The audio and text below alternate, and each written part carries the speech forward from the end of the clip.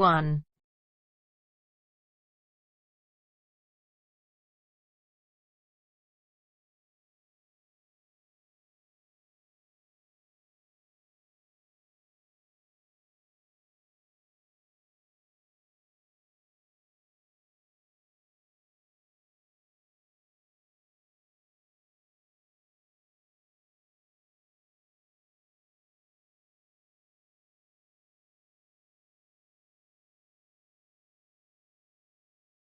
You will hear a number of different recordings, and you will have to answer questions on what you hear. There will be time for you to read the instructions and questions, and you will have a chance to check your work. All the recordings will be played once only. At the end of the test, you will be given 10 minutes to transfer your answers to an answer sheet. You will hear a man phoning to complain about a flight. First, you have some time to look at questions 1 to 3.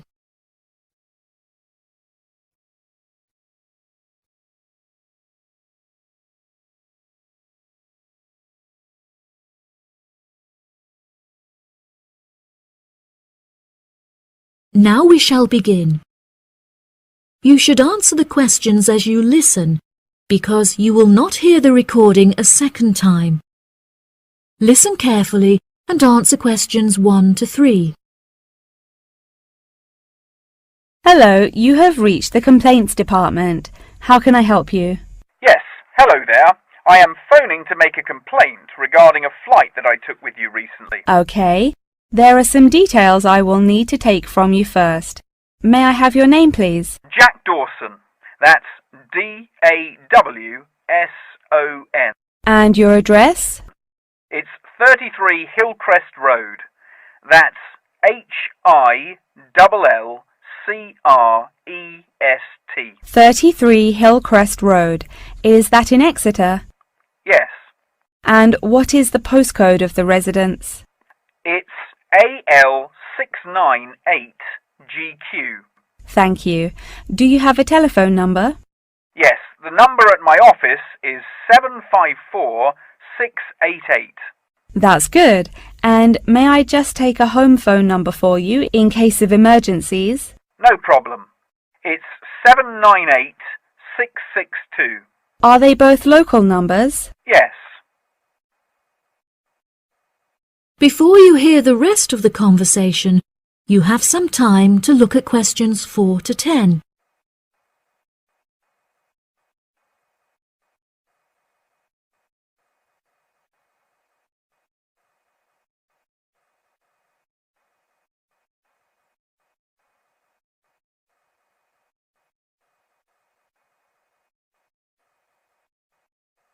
Now listen and answer questions 4 to 10. Okay, great. Thank you for your patience. Now, what is the nature of your complaint? I'm phoning to complain about a flight I took recently. I always take certain measures to ensure that I will be comfortable. For example, I always pay the additional cost for extra legroom, and I always arrive punctually for the flight to make sure that I'm seated beneath an air conditioner. Unfortunately, I was disappointed to find that the air conditioning on the plane was broken, so I spent the entire flight in discomfort as it was too hot and the air was stuffy. I see. I do apologize for this fault with the air conditioning. Now, while I have you on the phone, would you mind answering a short questionnaire regarding your recent flight? Sure. Okay, let's get started.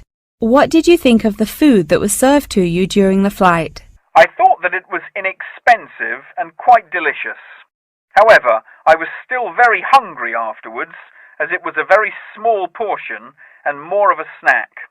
Providing a snack for lunch is not reasonable. Okay, I have noted that down. What was your opinion of the quality of service that you received from our staff on board? The staff was very helpful, but each time I pressed the button to request service, it took a long time for a staff member to arrive. I found this frustrating, as there just weren't enough staff on board the flight to be able to serve all the customers. Okay, that's great. Thank you very much for answering those questions. Are there any other parts of your travel experience that you would like to comment on? Yep. The process of moving through security was very quick and helped to make my travel experience stress-free. Okay. Do you have any extra comments on the services you received during the flight? Yes, I thought that the seats were very uncomfortable and looked very old. They were also in need of repair, as the reclined feature on my chair was broken, so I could not go to sleep for the whole flight. Luckily, the entertainment facilities were very good, so I was able to distract myself by watching movies. Thank you so much for taking the time to answer all of my questions. We would like to offer you some gifts as a goodwill gesture, with a 20% discount on the cost of your hotel stay. We also appreciate that international calls to your home country can be expensive, and we are sure that you would like to keep your family updated on your travels. So please accept a phone card which has a credit of £20. Oh, that's really great. Thank you so much for the gifts. No problem. We look forward to having you travel with us again soon. Have a fantastic vacation. Thanks. Bye. That is the end of part 1. You now have half a minute to check your answers.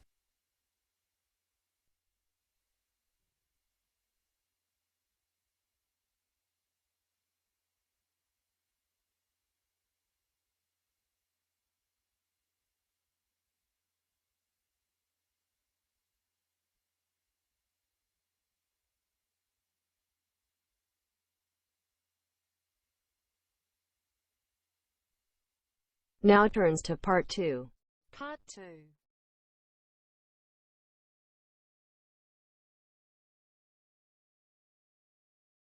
You will hear part of a talk given by a member of staff at a car rental company. First, you have some time to look at questions 11 to 16.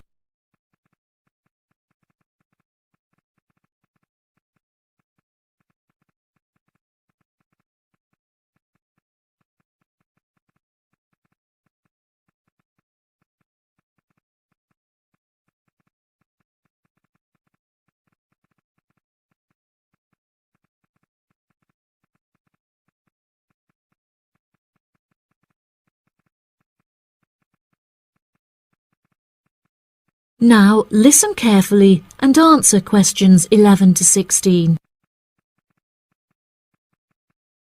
Good morning, listeners, and welcome back to Star Radio. Today on the show, we have a visitor from Yazoo Car Rental, who is going to give us an insight into his company and into the public transport system. Welcome, Jonathan. Thank you for having me. Yes, I would like to start by introducing my company, Yazoo Car Rental. We are the cheapest and most reliable rental company in the city and have won multiple awards for the quality of our services. This success did not come easily, however, and it proved important that we stay fresh and are always thinking of ways to attract new customers. Our first attempt to do this was to offer a free gift with every car rental, which we were confident the customers would be very interested in. The offer of a free Hoover with each rental, however, did not attract any new customers, so we quite quickly stopped offering it. In 2002, a new taxi company opened next door to us, and we started losing a lot of business to them. So we introduced an offer that we hoped might compete with their service. We offered a new package where you could rent a car with a driver for a small extra fee. By introducing this offer, we found that all of our customers preferred to drive the cars themselves. So again, this offer was unsuccessful in attracting more customers. Learning from these mistakes, we decided to offer a package service where the customer no longer had to come to our offices to pick up the rental car. Instead, we could drop off and pick up the car anywhere in the city to make the customer's experience a lot more stress-free. This offer was very popular and increased our profits by 30%. In order to attract a younger demographic, we updated the models of cars that we offered for rental. We began offering more trendy cars such as minis and smart cars that we thought might appeal to the younger crowd, and we also purchased them in more fun colours like reds and greens. This offer attracted some new customers of a younger age group, however, not as many as we hoped. Next, I decided to offer our services at a discounted price on our website, where it could be seen by thousands of people. I thought that this could be a great way to attract a number of new customers who would never have heard of us before, and it worked fantastically well. Following the success of the discount offer, we had so many customers that it became necessary to open a new branch of the company in the centre of the city. The cost of renting offices in the city centre was very high, so we hoped that our profits would justify this expensive decision. We made enough profit to keep our city centre offices open, but we had hoped for a greater increase in customer numbers. Before you hear the rest of the talk, you have some time to look at questions 17 to 20.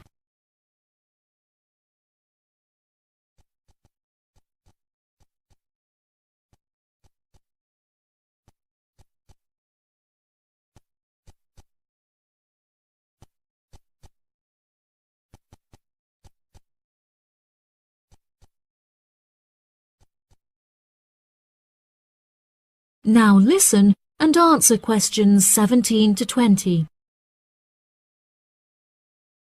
Now for the second part of my talk, which is on the topic of public transport. There are many benefits to public transport. For example, the recent introduction of bus lanes has meant that buses are now unaffected by traffic jams and are able to stay on schedule. Unfortunately, as fewer and fewer people are taking the bus nowadays, the service has become quite inefficient. This reduction in passengers may be due to the stories in the newspaper about the dangers posed to pedestrian safety by the buses. However, this is largely untrue, as buses are responsible for far less pedestrian-related accidents than cars.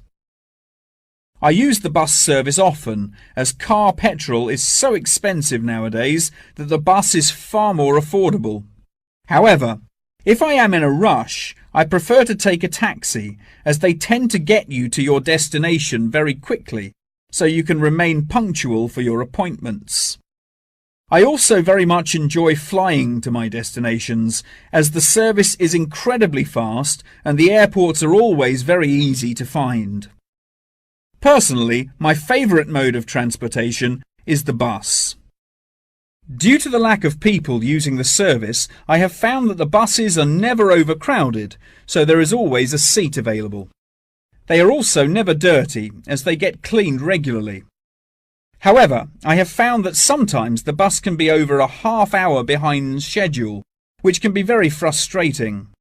There has been a lot of fluctuation in the price of bus tickets in the last couple of years. In the past, £1.80 for a ticket was enough to sustain the bus companies. However, as the price of fuel increased, so did the ticket prices.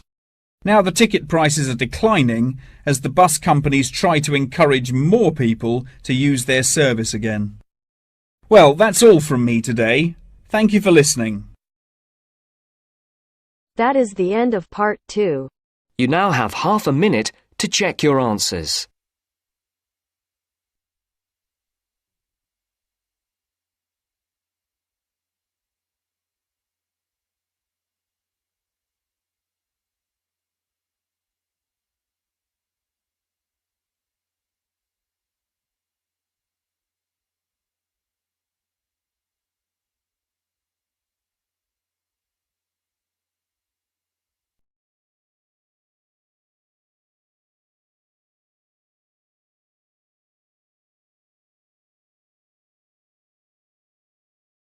Now turns to part 3. Part 3.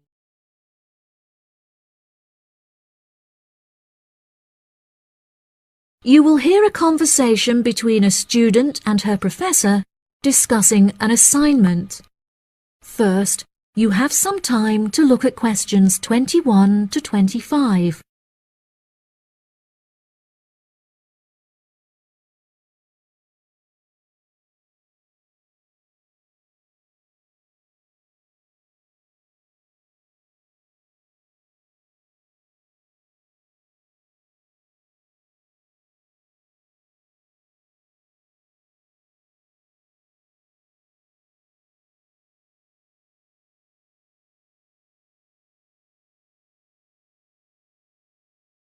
Now listen carefully and answer questions 21 to 25. Excuse me, Dr. Thompson. May I speak to you for a minute? Of course. Please come in. I'm Alexandra Jones. I'm studying business here at the university, and for my assignment I have to carry out a survey of people who own their own organizations. I heard that you are the founder of your own company, and I was wondering if I could ask you some questions about it. Yes, of course. Please fire away. Okay, great. We'll get started. Did you encounter any problems whilst you were starting your company? Actually, it was not as hard as I anticipated. I started out with very clear objectives, so I knew exactly what I wanted my corporate identity to be. It was very difficult to find the correct premises, as the property market in London is so competitive, but eventually I found the perfect site. The hardest part was structuring the business, as I had no formal template, so I had to create it myself. Yes, that is very impressive. Was it difficult dealing with staff? It's always tricky trying to satisfy a group of people with varying interests. However, I didn't encounter many problems. I found it very important to make the staff feel appreciated. So I hosted a staff day where we could all introduce ourselves and get to know each other as individuals. I was also able to talk to them about the type of work that they would be doing and gave them the opportunity to share with me the issues they had with the allocation of the work. Okay. Did you hire a management team, or did you take on the role of the manager? Oh no, I already had enough tasks to take care of. I employed someone else to take on the role of the manager. However, he never consulted me before making decisions, so I was forced to let him go and hire someone else. And what did the other staff think of the new manager? They had a great deal of respect for him. It definitely helped that I consulted with them before hiring him. They were surprised that he has been so successful in his role at the company, despite the longer meeting hours. Since the company opened, has it had any great achievements? There are many aspects of the company that I am pleased with. However, there is one achievement of which I am particularly proud. I wanted a mural painted to brighten up our entrance area, so I decided it would be a great idea to invite the local primary school to create one for us. The youngsters had a great time, and I know they were thrilled to be included. Oh, that's lovely. Before you hear the rest of the conversation, you have some time to look at questions 26 to 30.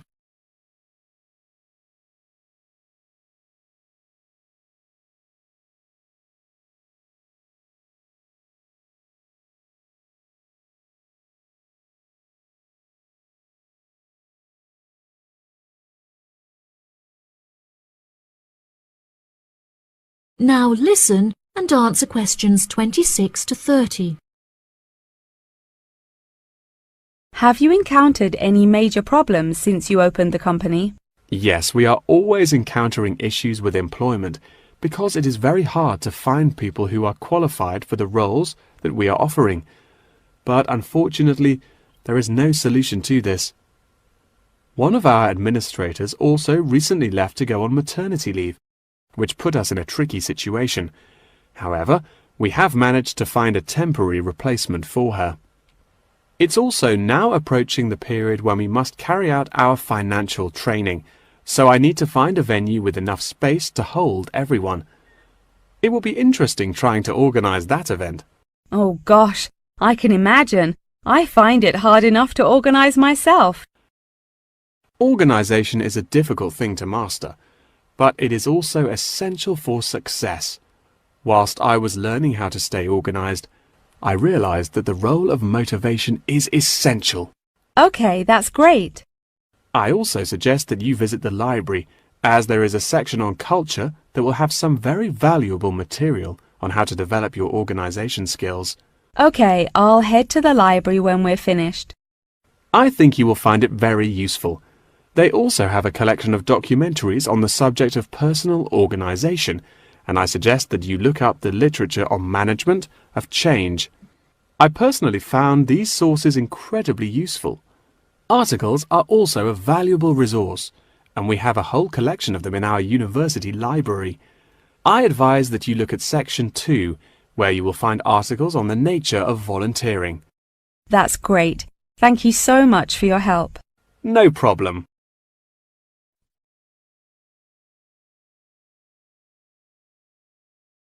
That is the end of part 3. You now have half a minute to check your answers.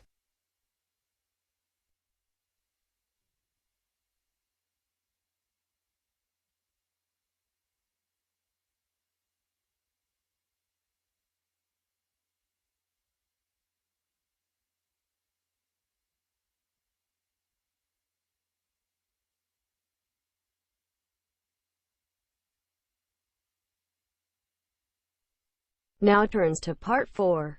Part 4.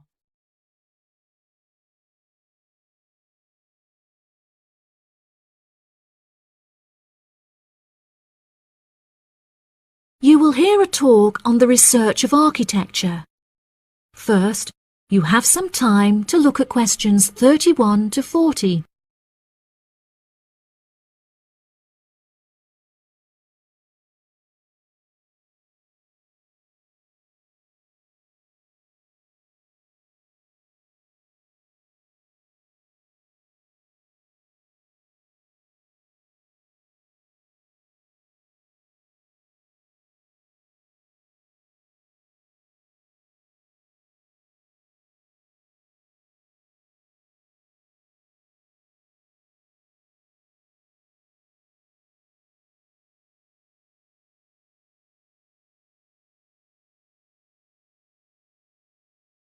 Now listen carefully and answer questions 31 to 40. Welcome, class, to your very first lecture in this series on architecture, conducted by myself, Dr. Torben Dahl. Today we will be looking into the relationship between climate and architecture, where I will be giving you a critical overview of the main climate influences that shape the design of buildings. Throughout this lecture series, we will be looking at the latest research into climatic design carried out by experts in the field, in addition to case studies and examples drawn from modernist practice, both in cities and rural areas. Now, acid rain is one of the climatic elements with the most devastating effects on our architecture. The chemicals in acid rain can cause paint to peel, corrosion of steel structures such as bridges, and erosion of stone statues. Since the 1970s, our government has been making great effort to reduce the release of these chemicals into the atmosphere, with positive results. Private organizations have also been raising awareness and funds, and recently received a huge donation from the bank. It is interesting to look at the studies that have been carried out into the effects of acid rain at varying altitudes. Research has shown that there are lower levels of acid in the damaging pollutants at higher altitudes, meaning that skyscrapers are much less vulnerable to the negative effects, as they are exposed to acid rain with far lower levels of damaging pollutants. Recently, the ALTA project was founded to carry out further research into acid rain. This project is directed towards studying the effects of acid rain on old, traditional buildings of stone construction that are vulnerable to damage caused by acid rain. Masonry is particularly vulnerable, as it is easily corroded and weakened by the acidic chemicals. It is imperative that we protect these buildings, as they are valuable examples of our history and culture.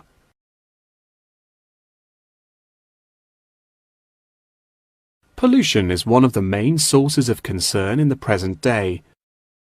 The construction industry contributes considerably as a source of pollution in its day-to-day processes of creating building materials such as concrete and glass. However, more new sustainable methods are being developed to counter this.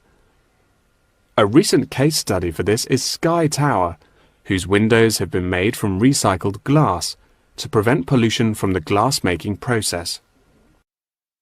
Water is the most problematic element to be considered in construction.